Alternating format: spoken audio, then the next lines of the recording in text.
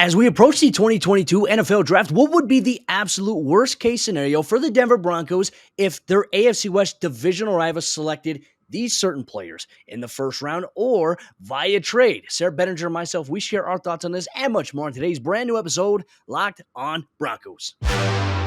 You are Locked on Broncos, your daily Denver Broncos podcast. Part of the Locked on Podcast Network. Your team every day. What's up, Broncos Country? Welcome back into a brand new episode, Locked on Broncos, your daily Denver Broncos podcast here on the Locked on NFL Network, your team every day from the South Stands to the end zone. I'm your host, as always, Cody Roark, joined alongside by my co-host, Sayre Bedinger. Both of us, we cover the Denver Broncos for the Locked on Network and 9 News. Broncos Country, thank you so much for making Locked on Broncos your first listen of the day every single day. We appreciate you, whether you listen to us on your favorite audio podcasting platform, or whether you watch us here on YouTube. If you haven't done so already, make sure you hit that follow or that subscribe button so you never miss out on a day's worth of Denver Broncos news, content, and coverage all year long for the team that you root for on Sunday. Sayre, my friend, as we approach the NFL draft, obviously we're going to be building up with our final mock draft coming up on Monday, leading into maybe, what are the Broncos going to do next Friday in the NFL draft? Could they make an appearance in day one? These are the questions that are being floated out there, but, wanted to take a look at the AFC West division rivals, the Chargers, the Chiefs, and the Raiders. And you brought up a great point. What would be the worst case scenario for the Denver Broncos if these teams selected this player in the NFL draft? Well, hey, let's start off here with the Los Angeles Chargers. For them, they have loaded up this offseason while Justin Herbert is on a rookie contract. They re-signed Mike Williams. They have Keenan Allen. They traded for Khalil Mack. They have Joey Bosa. They got J.C. Jackson. They also have Asante Samuel Jr. And they still have Derwin James on that defensive side of the ball too. So they're loading up here. But for the Los Angeles Chargers, they have one first-round pick at pick number 17. In your opinion, Sayre, what selection could the Chargers make with their first-round pick that would be a worst-case scenario, in your opinion, for the Denver Broncos? Well, I think it's anything to really help Justin Herbert be better than he already is, isn't it? I mean, you and I both have a pretty healthy respect for Justin Herbert already, I would say. And I think even more so now that the Broncos actually have a quarterback, we don't have to be jealous of the Chargers having Justin Herbert at this point. So for the foreseeable future anyway, but I think a worst case scenario for me for the Los Angeles Chargers in round one would be getting somebody like a Garrett Wilson from Ohio State, just a really dynamic, explosive playmaker who could really complement the skills of the other receivers that they already have in place. I think we talked about this on a previous episode when we were discussing the different wide receiver groups in the AFC West and how the Chargers, they have maybe the best duo of Keenan Allen and then Mike Williams. But who do they have as that third threat? We know that in today's NFL, you got to have 3 guys that can be legitimate threats. The Bengals showed us that. The Rams showed us that. They finished top 2 in the NFL last year. And I think the Los Angeles Chargers are really close. They got guys like Josh Palmer, who he's a 3rd-round pick. He could have some upside. But a player like Garrett Wilson, to me, Cody, somebody with some speed, some explosiveness, really strong hands at the catch point, and just a kind of a dynamic, different type of weapon compared to Mike Williams and Keenan Allen could really diversify that Chargers offense and make them very, very tough to cover. I think those are fair points too. And I think you have a really solid case here for why that should be the pick for the Chargers. Like, it'd be bad for the Broncos, but good for the Chargers. I wonder how Chargers fans feel about that. For me, I would say the worst case scenario pick, in my opinion, that I would feel like would be detrimental to where the Broncos have progress made with a quarterback and with the wide receivers that they have. Adding another cornerback to that mix opposite of J.C. Jackson. Now, we mentioned there's Asante Samuel Jr. I think that they can move him into the nickel inside the slot. And if they went with Derek Stingley Jr., if he's there at pick number 17, I think that makes the Chargers defense even scarier on paper. I think they have all the potential, and they just have to live up to it. Obviously, they disappointed last season with some of the projections that we all had for them. But, man, the addition of Derek Stingley Jr., then it becomes a question. He's went up against guys like Jamar Chase in practice every day. There's clips about what he's been able to do. Yeah, he's coming off the Lisfranc foot surgery there, but he's fully healthy. He's ready to go. He's an athletic freak. And I feel like for that, like with Cortland Sutton, Tim Patrick, Jerry Jeudy, okay, hey, the Chargers might have guys that could match up and maybe cover these guys really well. Combining that with their pressure and their pass rush that they have, I'm going to go with, obviously Derek Stingley Jr. here. But there's a wild card, Sayre. I'm going to throw a wild card in there, and this actually applies to every single team in the AFC West, unfortunately. And this is not good news for the Broncos if any of these teams happen. trading for Deebo Samuel. Could you imagine a Chargers offense with Deebo Samuel? Now, here's the backstory for those of you that do not know. Deebo Samuel has officially requested a trade from the San Francisco 49ers organization. They've been willing to pay him, but he wants out. And I tell you what, please do not send him to the AFC West. But it's like, could you imagine? Like, that would be the absolute worst case scenario, in my opinion, Sayre, for the Denver Broncos when it comes to the Chargers, would be Deebo actually ending up in LA. It would be scary. I mean, he's one of the most unique weapons in the NFL right now. Just his ability to create in space, his ability to take the ball out of the backfield as a running back, essentially. So, I mean, man, imagining him with the Chargers right now, and if all they had to give up was like pick number 17 and then a future draft pick or something like that, I mean, that would be just, I don't know what you would even do. I mean, you would have to just kind of, I don't know, give your best every single week, right? I mean, that's a really tough trio to cover. I Yeah. mean, just even the Oh, idea man. of Garrett Wilson is scary enough, but man, Deebo Samuel, a proven versatile threat like that. Not to mention they got Gerald Everett out there, you got Austin Eckler, and you got the possibility of then after the draft, there's still a lot of good free agents out there. And the Chargers came in with, I think, one of the top 3 or 4 most cap space in the entire league. So they would obviously be able to facilitate a trade in terms of draft compensation. They'd be able to afford it in terms of what Deebo wants and in terms of the big contract. I mean, man, that would be about as scary as it gets. No, that would be worst case scenario here for this Denver Broncos football team. But coming up here in just a moment, we're going to take a look at the one juggernaut inside the AFC West that the Broncos, the Chargers, the Raiders, they all hope to dethrone, and that's the Kansas City Chiefs. What would be the absolute worst case scenario for the Denver Broncos if the Kansas City Chiefs drafted with 2 of their first round draft picks either of these players? We'll talk about that and much more coming up here in just a moment. But before we do that, let me tell you about the sponsor of today's episode show. It's our friends over there at BlueNile.com, and BlueNile.com has fine jewelry options for every mom. You can shop high-quality classic diamond earrings, elegant tennis bracelets, or gemstone pendant necklaces. And if you're celebrating the special women in your life, on BlueNile.com, you can easily navigate thousands of fine jewelry options at every price point possible for you. And this Mother's Day, give mom something that she'll treasure forever with fine jewelry from BlueNile.com. And Locked On Sports listeners get $50 off of $500. This podcast exclusive is only good through Mother's Day. Use code Locked On. That's one word, Locked On. Plus, every order is insured, ships free, and arrives in discreet packaging that won't give away what's inside. Shop stress-free and find your forever peace. Go to BlueNile.com today.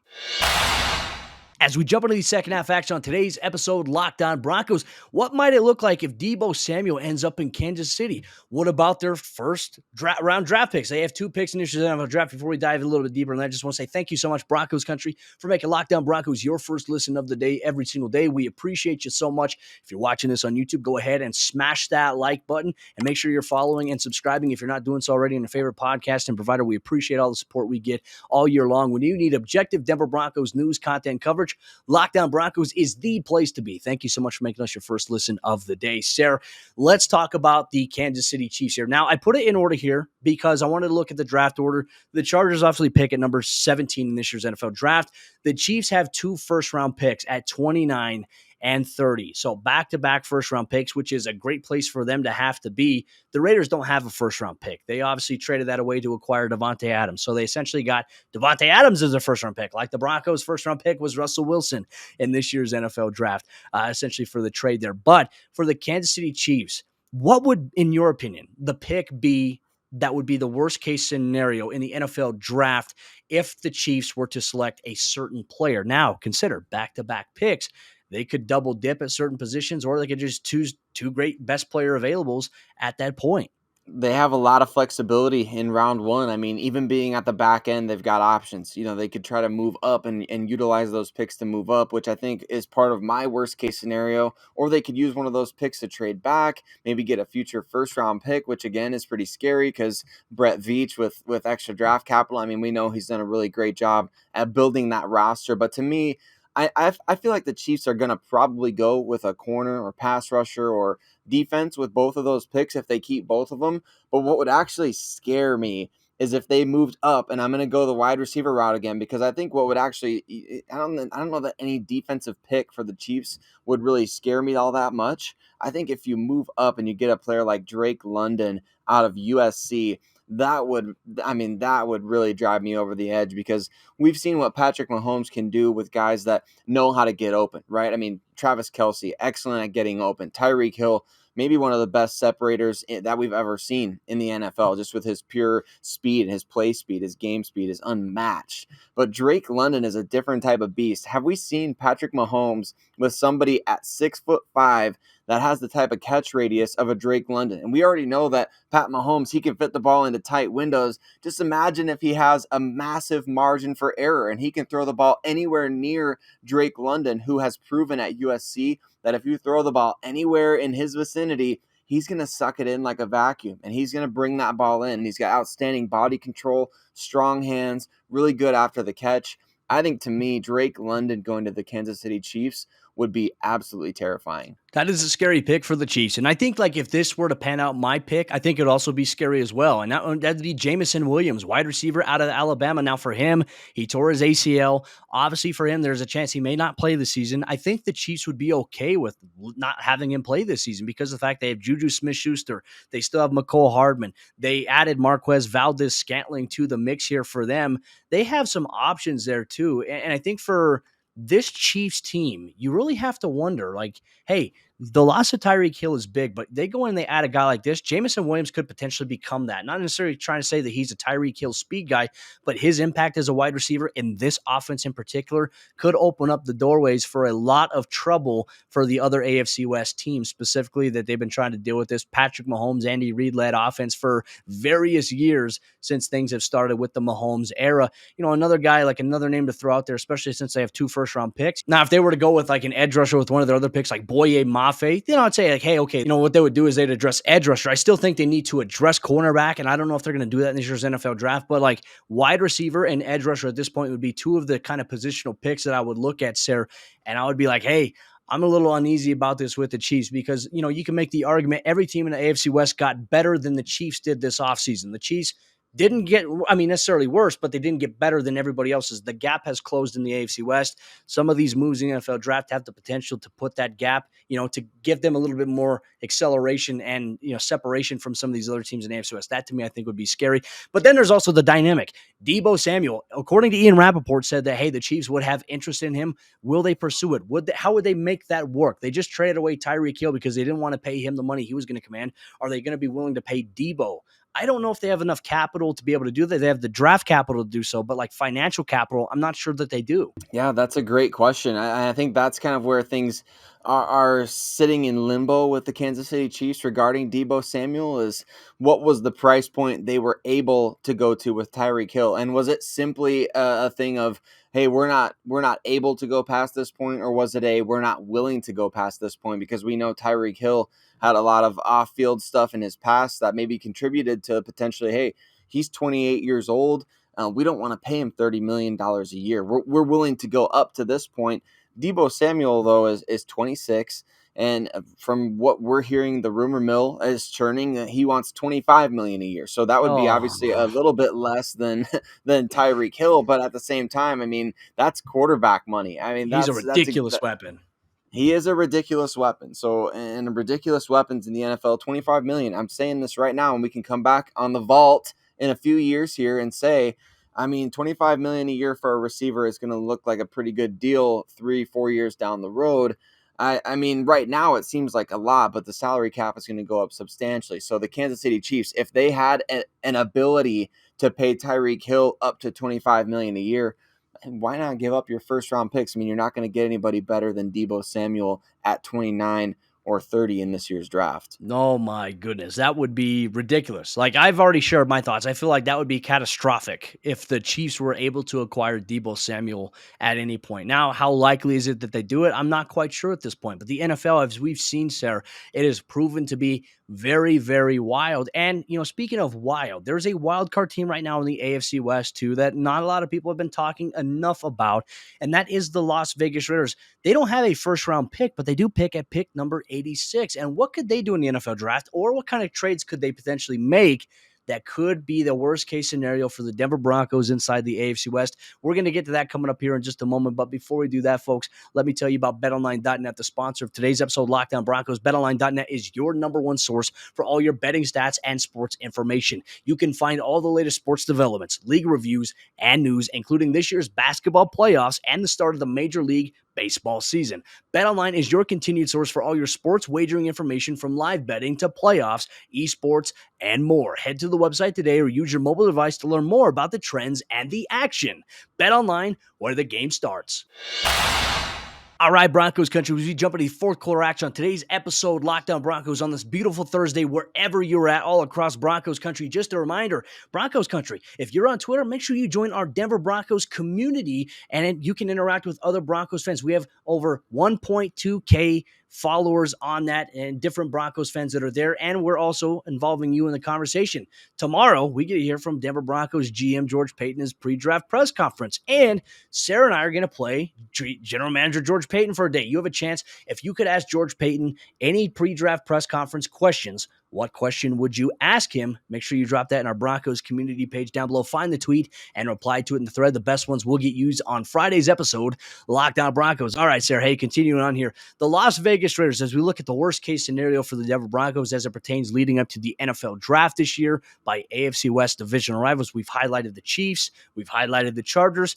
The Raiders don't have a first-round pick due to obviously trading away their capital to acquire Davante Adams, which you add Davante Adams, you have that offense as is, the extension of Derek Carr. Now, I mean, this is a loaded Las Vegas Raiders offense. I don't necessarily believe at this point, Sayre, when they're on the clock at number 86, I don't think that there's a worst-case scenario draft pick out there at 86. Denver's already going to have several picks in the bag at that point in time, so I'm not necessarily concerned about that. However, when it comes to the Raiders, I am concerned about trades. Like we've been talking about Deebo Samuel. What if they decided to trade Deebo Samuel to the Las Vegas Raiders, the San Francisco 49ers?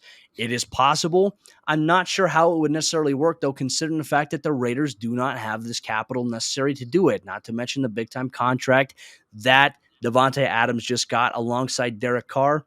This probably doesn't make as much sense here, but there is a trade idea out there, Sayre, that does say, hey, okay, I would be a little skeptical of this as it pertains to the Broncos. And I think that trade, would upgrade their defense, which needs a significant boost based on what we saw last year, right? I mean, James Bradberry, I think he's going to get traded sometime before the draft. And the Raiders, like you said, who are they going to get at pick number 86 that's really going to move the needle for anybody? I mean, I don't know that there's really any prospect out there that I could say, oh yeah, if this guy's realistically going to be there at number 86, that this would really threaten the rest of the division for the Raiders. I don't think there's anybody out there like that, but if you can use that pick to get James Bradberry, reunite him with defensive coordinator Patrick Graham, who he was with in New York, I mean, that you might have something going there. And I think for the Deebo Samuel situation that you mentioned, Cody, the worst case scenario for what the Raiders could do with their draft picks has really already happened, right? Yeah. I mean, the acquisition of Davante Adams, it's like, Yeah. okay, well, great.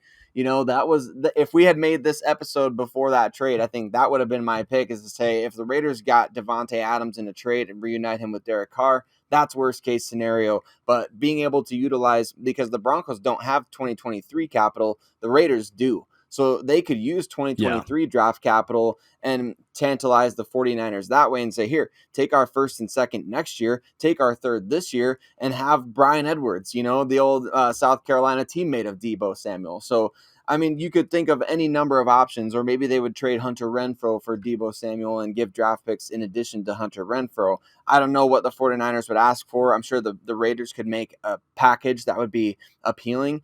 But Probably I think have to be a receiver, if I'm not yeah, mistaken. I would think so. Because you lose Deebo, they have Brandon Ayuk, and that's about it.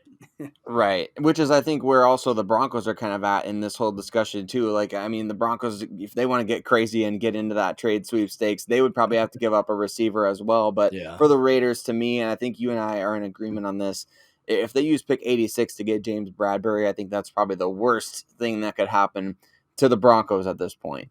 Well, our good friend Benjamin Albright had just tweeted how he said, San Francisco setting the bar for opening offers at, quotes, LOL, zero chance anyone will trade that for Deebo. So we'll see. Like the value that we've seen, especially with these deals that wide receivers have now gotten, has increased significantly. And the Broncos have some bargains at wide receiver with what Tim Patrick and Courtland Sutton got. And I think that's just, hats off to George Paton for taking care of that before, Christian Kirk reset the market and made it a ridiculous value for what he was able to do, obviously getting there for Jacksonville. But I think James Bradberry would be a great addition there for the Raiders, which, as you said, they need cover corner help. help. The Chiefs themselves need cover corner help in this year's NFL draft or free agency, whatever they can do to orchestrate that. I look at it this way, okay? They lose out on Casey Hayward, who I thought was pretty solid for them in a cover 3 scheme that they ran last year. Patrick Graham's defense is very aggressive in nature. Now, obviously, they have Chandler Jones. They have Max Crosby. They have, Nate Hobbs at the nickel position. I think he'll be a pretty solid player for them. Trayvon Mullen, obviously, coming into another year with this organization. This is a regime that did not draft him, Sayre. So, for him, he's going to have to put up or shut up, I believe, this year. You lose out on Damon Arnett due to his own ineptitude and some of the stuff that he was doing. Cornerback is really the biggest glaring hole, I'd say, remaining here for this Raiders football team. And, hey, making a trade for James Bradbury, like you mentioned, reuniting him with his former DC, makes the most sense, and I think that would be one of the worst case scenarios here for this Denver Broncos football team here in 2022. But Broncos country, in your opinion, when it comes to the Chiefs, the Chargers, and the Raiders in the NFL draft, or via trade before the draft or after the draft, what would be a worst case scenario selection by those teams as it would negatively impact the Denver Broncos by adding a talented player to the division?